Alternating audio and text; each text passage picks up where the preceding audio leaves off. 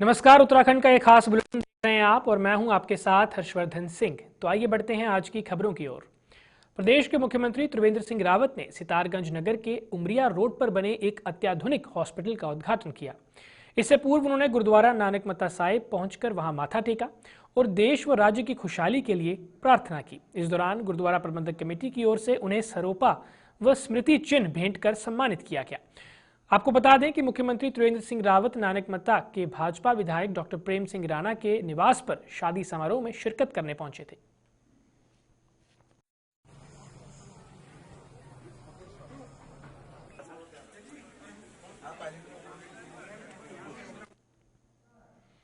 डोईवाला की चीनी मिल में चल रहा किसानों का आंदोलन राज्य मंत्री करण सिंह बोरा की मध्यस्थता के बाद समाप्त हो गया। संयुक्त किसान मोर्चा के तमाम किसान अध्यक्ष दलजीत सिंह के नेतृत्व में 3 सूत्री मांगों को लेकर डोईवाला चीनी मिल के गेट पर धरने पर थे। किसानों का आरोप था कि मिल प्रशासन किसानों की अनदेखी कर किसानों के गन्ने की सप्लाई को प्रभावित कर रहा है। यही नहीं, मिल प्रशासन किसानों के भुगतान को भी समय पर नहीं करा रहा है तथा गन्ने के मूल्य का निर्धारण भी अभी तक नहीं हुआ। इन तीनों मांगों को लेकर संयुक्त किसान मोर्चा द्वारा जोरदार प्रदर्शन किया गया और मनवाई भी गई। बहुत हद तक हम इनकी जो कार्यशैली है इससे बहुत ज़्यादा प्रभावित भी और खुश भी है कि किसानों के लिए एकदम से खड़े हो जाते हैं। और दूसरी बात एक और है कि यदि रेट की बात पर अगर सरकार हमारी बात को नहीं सुनती है तो मैं दोबारा से ये बालियान जी की बात को रिपीट करता हूँ।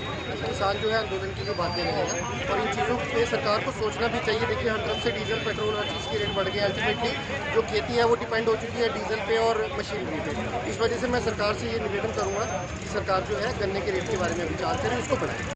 हमारा डोईवाला क्षेत्र किसान बाहुल्य क्षेत्र है। किसान सभी हमारे भाई हैं, मैं स्वयं भी किसान हूँ और किसान के दुख दर्द को हम सब लोग समझते हैं।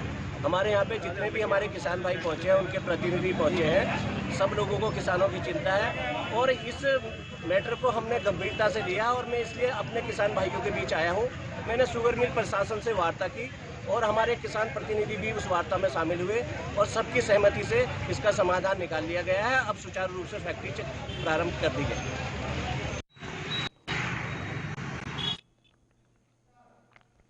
प्रदेश कांग्रेस अध्यक्ष प्रीतम सिंह ने सरकार से चमोली त्रासदी में अपनी जान गंवाने वाले लोगों के परिजनों को 40 लाख रुपए की आर्थिक सहायता के साथ परिवार के एक सदस्य को सरकारी नौकरी देने की भी मांग की है।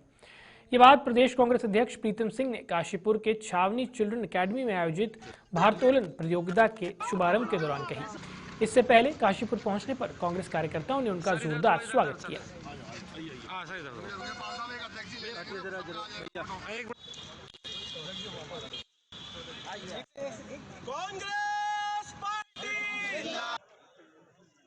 जो चमोली में त्रासदी हुई है वो बहुत ही हृदय विदारक त्रासदी है और जो सरकारी आंकड़े हैं उसमें 200 से ऊपर लोग ऐसे हैं जिनकी अकाल मृत्यु हुई है या कई लोग मिसिंग हैं।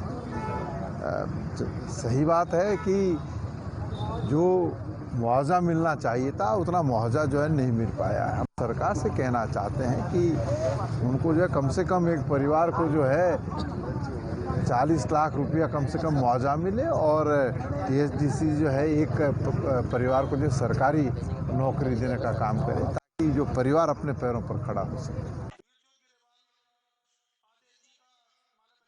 टोल प्लाजे पर स्थानीय लोगों से टोल वसूली को लेकर डोईवाला क्षेत्र के लोगों में बेहद रोष था, जिसके विरोध में कई बार वो टोल प्लाजा पर प्रदर्शन भी कर चुके हैं। स्थानीय लोगों की टोल फ्री करने की मांग को देखते हुए डोईवाला के भाजपा नेता विनय कंडवाल, जिला उपाध्यक्ष विक्रम सिंह नेगी के नेतृत्व में प्रतिनिधिमंडल ने सीएम हाउस में सीएम के ओएसडी धीरेन्द्र प्रवार से भेंट की और स्थानीय लोगों को टोल टैक्स फ्री करने पर चर्चा भी की।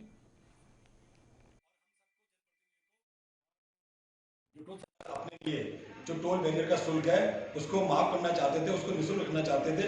ये बात पिछले जब से यह टोल बैरियर आरंभ हुआ सब लोग चाह रहे थे कि ये क्योंकि ये कृषि क्षेत्र है, यहाँ गरीब किसान रहते हैं और ये बात काफी दिनों से कही जा रही थी कि स्थानीय लोगों के लिए निःशुल्क किया जाए।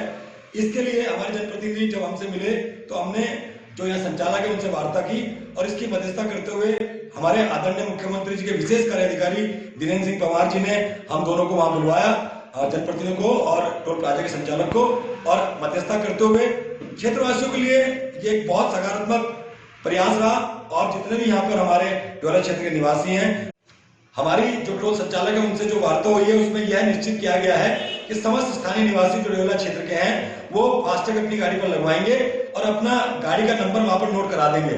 जब वो टोल से गुजरेंगे तो उनका जो फास्टैग लगा होगा उससे कोई पैसा नहीं कटेगा, वो निःशुल्क वहां से गुजर सकेंगे। कोरोना काल अभी खत्म नहीं हुआ है, लेकिन लोगों ने कोरोना वायरस को अब लापरवाही से लेना शुरू कर दिया है। बाजारों में लोग भारत सरकार की गाइडलाइंस का पालन भी नहीं कर रहे हैं, जिस कारण अब एक बार फिर से कोरोना के मामले बढ़ने लगे हैं। डोईवाला में एसडीएम लक्ष्मीराज चौहान ने नगर पालिका के अधिकाशी अभियंता विजय चौहान, पुलिस अधिकारी कमलेश गौड़ व व्यापार संघ अध्यक्ष रमेश वासन, बीडीओ बीएस नेगी ने तमाम लोगों के साथ बैठकर कोरोना से बचने के उपाय पर चर्चा की।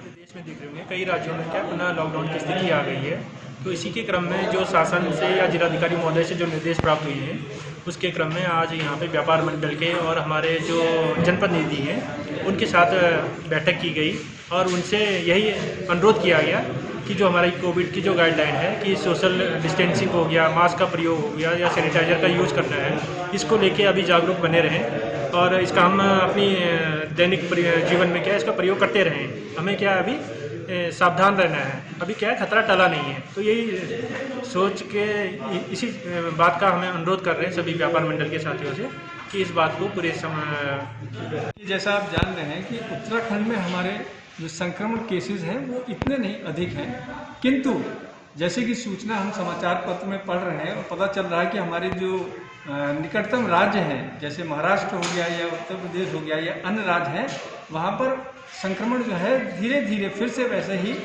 बढ़ने लग गया है। और क्योंकि हमारे यहाँ यात्री आते हैं, हमारे यहाँ बहुत सारे कुंभ से संबंधित लोग आएंगे, ऐसे में संक्रमण हमारे यहाँ फिर से बढ़ न जाए इसकी रोकथाम के लिए हमारे डीएम साहब के निर्देशों के क्रम में आज एसडीएम साहब की अध्यक्षता में ये बैठक रखी गई, व्यापार मंडल के साथ में, मीडिया के साथ में और अन्य हमारे गणमान्य जो हमारे सभासदगण हैं उनके साथ में, ताकि ये ज़्यादा से ज़्यादा हम जागरूकता। पिथौरागढ़ से देहरादून पहुंचे 108 के डीपीओ परमपंत ने कहा है कि सीमांत जनपदों में डॉक्टरों की भारी कमी है, जिसके कारण गर्भवती महिलाओं को दिक्कतों का सामना करना पड़ता है। परमपंत ने कहा कि अब तक 108 में 80 गर्भवती महिलाओं बच्चों को जन्म दे चुकी हैं और 108 लगातार बेहतर काम कर रहा है। परमपंत ने सरकारी अस्पताल पर भी सवाल खड़े करते हुए कहा कि आज सरकारी अस्पताल रेफर सेंटर बनकर रह चुके हैं।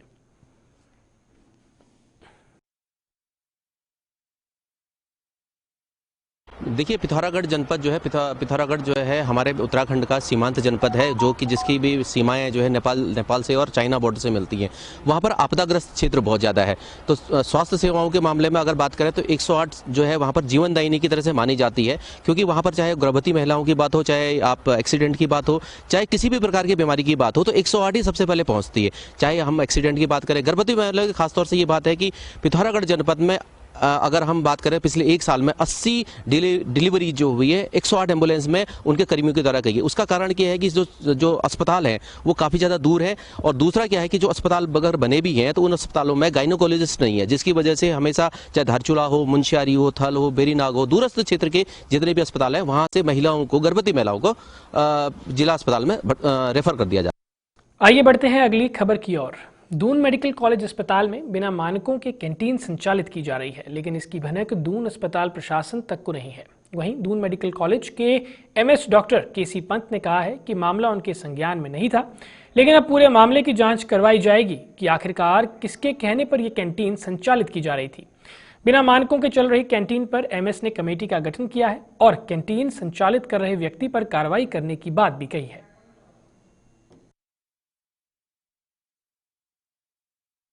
नहीं, अभी दून मेडिकल कॉलेज नहीं, हमारी कैंटीन तो पुरानी बिल्डिंग में चल रही थी, तो अभी हमारे यहाँ इस कैंटीन में इस बिल्डिंग का हैंडओवर तो हमें नहीं हुआ है, तो अभी कोई ऐसा मानक इस बिल्डिंग के लिए तो नहीं है। पुरानी बिल्डिंग का जरूर मानक कंटिन्यू है, अब उसका ठेका जो है वो फिर से होने वाला है। इसमें प्रशासनिक व्यवस्था हम लोग कर रहे हैं, जैसे ही होगा तो हम उसमें फिर से नए नियमानुसार करें।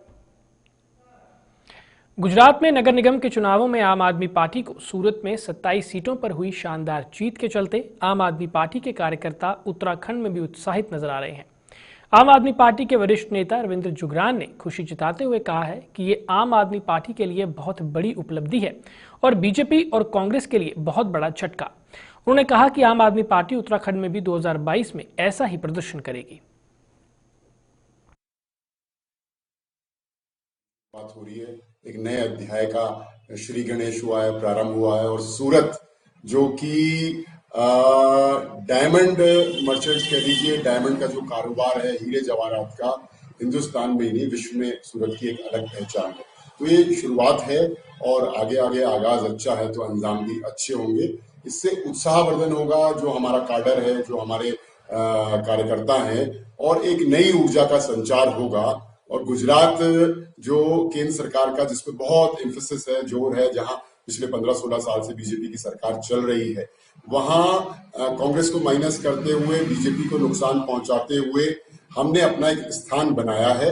गुजरात के अंदर ही नहीं बल्कि पूरे देश में जहां जहां भी आम आदमी पार्टी चुनाव की तैयारी में है, चुनाव लड़ने जाएगी, चाहे वो विधानसभा के आगामी चुनाव हो, तो काडर जो है वो गियर अप होगा, उत्साहित होगा, ऊर्जा का नया संचार होगा और हमको इसके आने वाले समय में और बेहतर परिणामों की हम आशा, उम्मीद और ऐसा सपना संजोने के अब अधिकारी हो गए।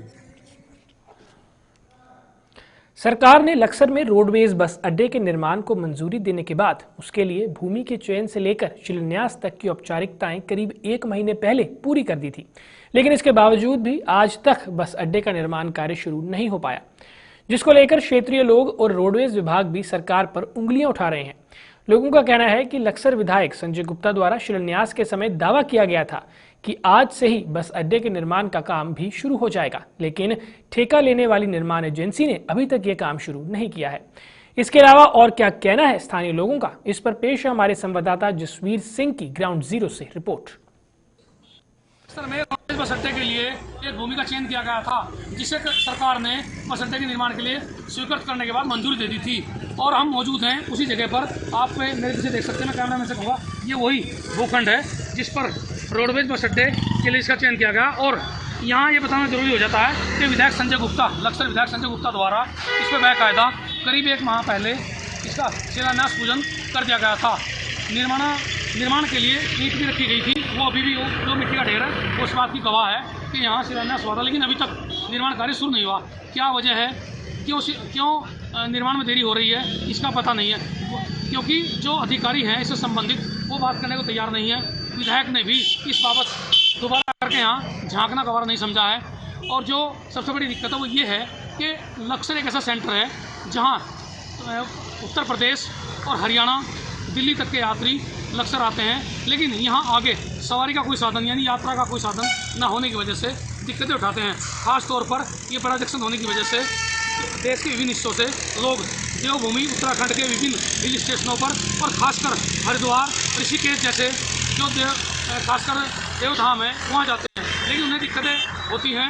और ऐसे में यह कहना गलत नहीं होगा कि सरकार के लापरवाह अधिकारी कर्मचारियों की वजह से कहीं ना कहीं सरकारी जो योजनाएं हैं उन्हें पलीते लग रहे हैं। यही उसमें ये भी शुमार है, यानी बस अड्डे का निर्माण कार्य जो अभी तक शुरू नहीं हो पाया, जबकि शिलान्यास के दिन उस दिन बाकायदा ये कहा गया था कि आज से ही इस बस अड्डे के निर्माण का काम शुरू हो जाएगा, पर अभी तक शुरू नहीं हो पाया है। ये तो आने वाला वक्त बताएगा कि कब तक अधिकारी इस पर ध्यान देते हैं और इस रोडवेज बस अड्डे के निर्माण का कार्य शुरू हो पाता है। जसवीर सिंह, लक्सर। पानी की समस्या को लेकर डोईवाला में जल संस्थान डोईवाला के कार्यालय के बाहर लोगों ने प्रदर्शन किया। प्रदर्शन कर रहे इन लोगों ने जल संस्थान के अधिकारियों पर उन्हें सरकारी योजना से वंचित रखने का आरोप लगाया। इन लोगों का कहना था कि राज्य की त्रिवेंद्र सरकार गरीब परिवारों के लिए तमाम विकास योजनाओं का संचालन कर रही है, लेकिन राजीव नगर और बस्ती के गरीब परिवारों को जल हर घर नल योजना से वंचित रखा गया है। मुख्यमंत्री जी का मैं धन्यवाद देना चाहूँगा कि हमारी भी कोई भी ऐसी मांग नहीं है जो आज तक उन्होंने पूरी की हो, परंतु जल संस्थान की ये ढींगा बस्ती थी कि लोगों को परेशान किया जाता, पानी की लाइन नहीं थी वहाँ पर। आज जब यहाँ पर जनता का हजूम देखकर कल से इनके द्वारा कह दिया गया कि कल से हम इनको कनेक्शन देना शुरू करेंगे, बहुत बड़ी जीत हुई है डोईवाला की जनता की। पहले साहब आप सीएम साहब काम कर रहे हैं, विकास कार्य हो रहे हैं, लाभ मिल रहा है लोगों को, संतुष्ट हैं आप? हर घर में लाभ जा रहा है सीएम साहब का। अगर अधिकारी करना चाहे तो हर घर में लाभ पहुंचेगा, और अधिकारी अगर कुर्सी पे बैठ रहा है तो लाभ नहीं पहुंचेगा। तो बहुत ज्यादा दिक्कत थी पानी की, बहुत ज्यादा दिक्कत थी। आज के लिए इतना ही। मुझे दीजिए इजाजत। नमस्कार।